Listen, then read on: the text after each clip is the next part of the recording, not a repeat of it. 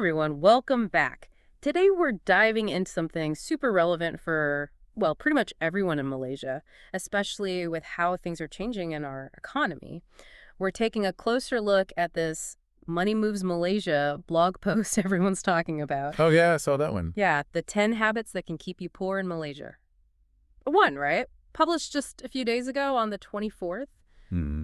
I don't know about you, but some of these habits they listed, I was like, wait, really?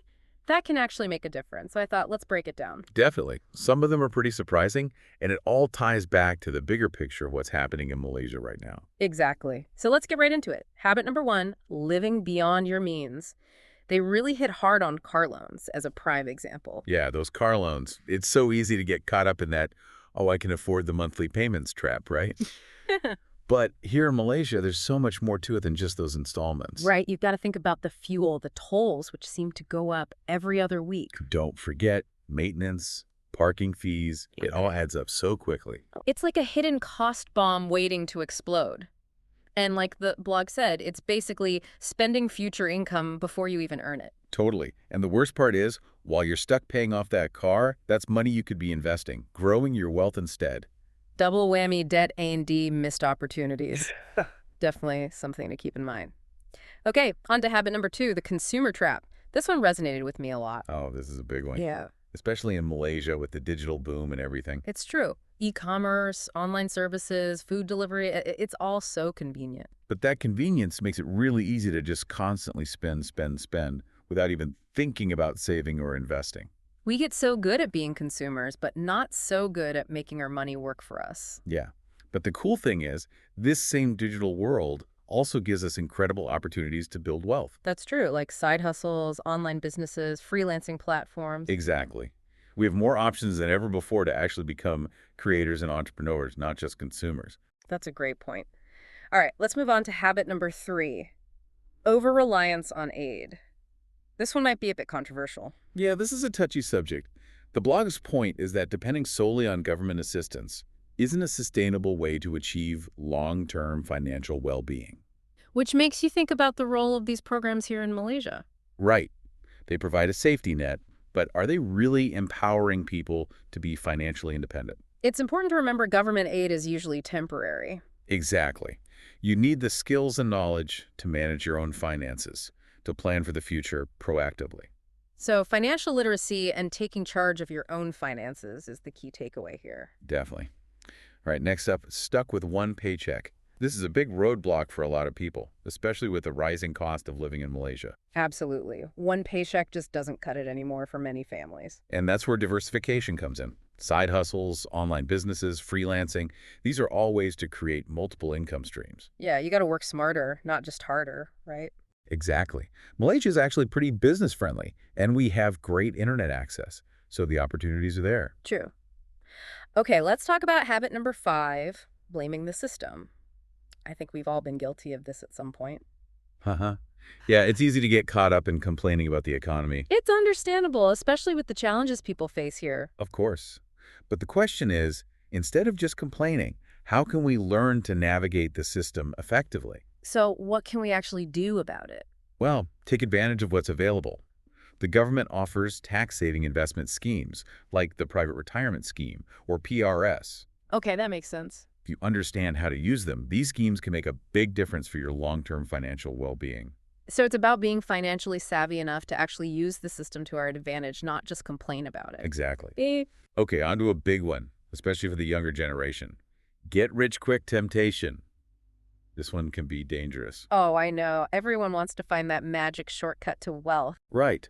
But these schemes are often too good to be true, especially now with all these new financial products and markets popping up. You're right. Like those risky cryptocurrency investments, for example. Exactly. Without the proper knowledge and risk assessment, they can turn into a financial disaster. Slow and steady wins the race. That saying holds true for building real, lasting wealth. Absolutely. And speaking of investing, let's not forget habit number 7, reckless investing. This is about knowing the difference between investing and just plain gambling. It's true. We have so many investment options in Malaysia: stocks, bonds, property, even gold. But without understanding risk assessment and asset allocation, you can easily make impulsive decisions.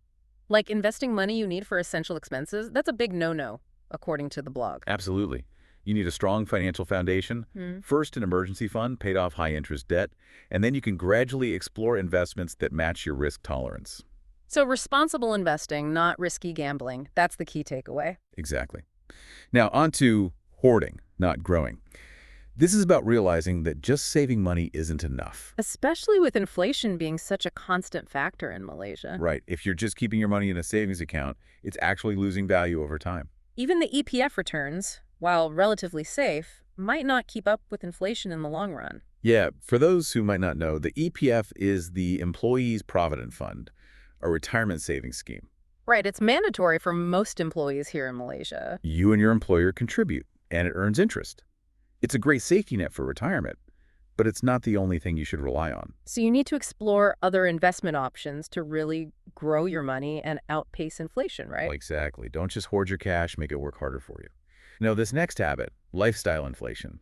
I think we've all been there at some point. Oh, yeah. It's tempting to upgrade your lifestyle every time you get a raise or a bonus. It happens all the time. People get a promotion, then they upgrade their car, move to a bigger house, start spending more freely, and then they're right back to living paycheck to paycheck, even though they're earning more. More money, more spending. That's the trap. Exactly. The key is to be mindful of your spending, even when you get more money. Use that extra income to boost your savings, invest wisely, build that solid financial foundation for the future. So resist the urge to instantly upgrade your lifestyle. Use those raises and bonuses to build your financial security instead. Exactly. All right, let's wrap up this first look at the Money Moves Malaysia blog with the last habit, money over meaning. This is a really important one. They're saying that chasing money at the expense of your overall well-being is a recipe for disaster. Exactly. Financial security is important, of course, but it shouldn't come at the cost of your health, relationships, and happiness. True wealth is about more than just money, right? It's about living a fulfilling life, pursuing your passions, taking care of yourself. Absolutely. It's about finding that balance between financial success and overall well-being. So before we move on, what stands out to you from these first 10 habits? Anything you're particularly interested in digging into deeper? You know, it's amazing how interconnected these habits are. It's like they all kind of feed into each other. You're right. It's like this chain reaction, one bad habit leading to another. Yeah, like a financial domino effect. So how do we break free? Where do we even start? Well, I think the first step is just being aware Aware of. of which of these habits you're actually guilty of. Once you know what your weak points are, you can start figuring out how to change them. Okay, so it's like taking an honest look at your own financial habits. Exactly. Take ownership, and then start making conscious choices to improve your situation. All right, so let's say someone's struggling with that living beyond your means thing. What's a practical first step they could take? A budget. Seriously, a simple budget can work wonders. And nowadays, there are so many great budgeting apps that can help you track everything. True, technology can be a lifesaver. What about someone stuck in the one paycheck rut? What can they do? Start exploring those side hustle options we talked about. Right, right. What are you passionate about? Can you turn a hobby into a side gig? Or maybe there's a skill you can offer as a freelancer. It's about having that income security mindset, not just job security. Yeah, diversify those income streams. It's crucial in today's world. Okay, what about those mindset habits, like blaming the system or falling for those get-rich-quick schemes? Those are tough ones, for sure. It's like they're searching for shortcuts instead of putting in the real work. That's where education comes in. Education. Yeah, financial literacy, Yeah. empower yourself with knowledge, read books, take online courses, attend workshops. There's so much information out there. So you're saying instead of complaining about the system, learn how to actually use it to your advantage. Exactly. The more you know, the better decisions you'll make. And hopefully the less likely you'll be to fall for those quick fix schemes, right? Right. Remember, financial well-being is a journey. It's not about getting rich quick. It's about taking those consistent steps, building those good habits over time. Exactly. And don't be afraid to ask for help along the way. Ask for help. Like from who? There are financial advisors, online communities, so many resources in Malaysia that can offer guidance and support. It's easy to feel like you have to figure it all out on your own, but sometimes it's okay to reach out. Definitely. Yeah. Especially when it comes to something as important as your finances. You know, as we've been talking, I've realized something. What's that? It's not just about personal responsibility, right? There's this bigger system at play that also affects our financial well-being. You're absolutely right. So are you saying there's a role for the government or even society as a whole to play in this. Absolutely. Imagine if financial education was a core part of the school curriculum here. That would be amazing, starting financial literacy young. Or think about affordable financial counseling services being readily available to communities across Malaysia. Yeah, so everyone has the tools and support they need to succeed. Yeah, exactly. And what about policies that actually promote financial inclusion and stability? Like what kind of policies? Policies that encourage responsible lending, support small businesses, make housing more affordable. It's about tackling the root causes of financial hardship, not just treating the symptoms. Exactly. We need to think bigger. It's not just about individual habits. It's about creating a system that works for everyone. So we've gone from personal finance tips to talking about systemic change in Malaysia. Well, it's all connected, right? It really makes you think about both individual choices and the collective responsibility we have. I think that's a crucial takeaway. Personal finance is not just about numbers. It's about people, it's about families, communities, the kind of future we want to build. You said it. This deep dive has really opened my eyes, and I hope it's got our listeners thinking too. Me too. I hope they're feeling inspired to take action, whether it's making changes in their own lives or advocating for change at a larger scale. Absolutely. So before we wrap up, what would be your top piece of advice for someone who's listening and wants to improve their financial well-being starting today? I'd say start small, but start now. Pick one habit from that Money Moves Malaysia list that really resonated with you, Okay, just one. and then think of one concrete step you can take this week to start changing that habit. So it's not about making a drastic change overnight. No, it's about those small, consistent actions that add up over time. Baby steps. Exactly. And remember to be patient with yourself.